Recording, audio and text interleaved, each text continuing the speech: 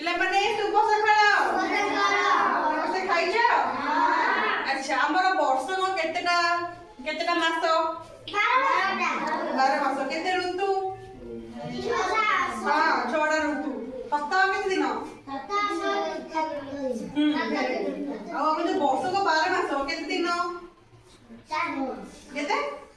365 ଦିନ। ନାଇଁ ସପ୍ତାହ ତ କେତେ ଦିନ? ବର୍ଷକ ହେଲା କେତେ? 365 ଦିନ ହେଲା। ଆମେ ଏବେ 6ଟା ଋତୁ ଆଉ 12 ମାସର ନାଁକୁ ଆମେ ଗୀତ ମାଧ୍ୟମରେ ପଢିବା। କଣ ପଢିବା? ଗୀତ ମାଧ୍ୟମରେ ପଢିବା। ଏବେ ମୁଁ 3 ପଦ ଲେଖିଛି ଆଉ ଟିକେ ପରେ ଏଟା ପଢିଲା ପରେ ଆଉ ଟିକେ ପରେ ଆଉ 3 ପଦ ପଢିବା ହେଲା। ମୁଁ ପଢିବି ତମମାନେ ବୋଲିବ ହେଲା। ଗ୍ରୀଷ୍ମ ବୈଶାଖ ଜ୍ୟେଷ୍ଠ ମାସ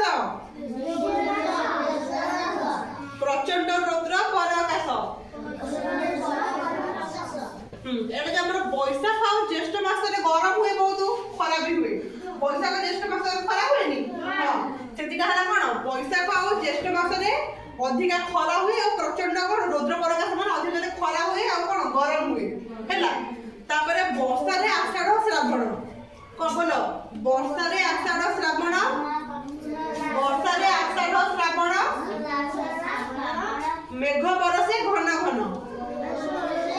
ଘନ ଘନ ହଁ। ଆମର ଯୋଉ ଆଷାଢ ଆଉ ଶ୍ରାବଣ 2ଟା ମାସରେ ଆମର ପ୍ରବଳ ବର୍ଷା ହୁଏ। କଣ ହୁଏ? ପ୍ରବଳ ବର୍ଷା ହୁଏ। ଆମର ସବୁ ଯୋଉ 12 ମାସରେ 2ଟା ଲେଖା ମାସରେ ଗୋଟେ ଲେଖା ଋତୁ ଆମର କଣ ହଉଛି? ଅନୁଭବ ହଉଛି। ସେଇଟା ଆମର ଯେମିତି ବୈଶାଖ ଜ୍ୟେଷ୍ଠ ମାସରେ ଅଧିକା ଖରା ହୁଏ, ସେମିତି ଆଷାଢ ଆଉ ଶ୍ରାବଣ ମାସରେ ଆମର କଣ ହୁଏ? ମେଘ ହୁଏ ହେଲା। ତାପରେ ଭାଦ୍ରେ ଆଶ୍ଵିନ ଶରତରେ ନିର୍ମଳ ଶୋଭା ଜଗତରେ। ବୋଲ ଭାଦ୍ରେ ଆଶ୍ଵିନ ଶରତରେ ନିର୍ମଳ ଶୋଭା ଜଗତରେ। এই ଯୋଉ ଭାଦ୍ରବ ଆଶ୍ଵିନ ମାସରେ କୋଉ ଋତୁ ପଡେ? ଶରତ ଋତୁ ପଡେ।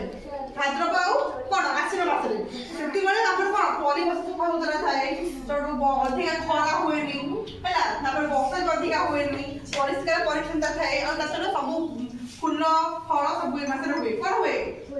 ଫଳ ସବୁ ମାସରେ ହୁଏ। ଆମେ ଏବେ କଣ 3 ପଦ ପଢିଲେ, ତାପରେ ଆଉ କିଛି ସମୟ ପରେ ଆଉ 3 ପଦ ପଢିବା ହେଲା। ହଁ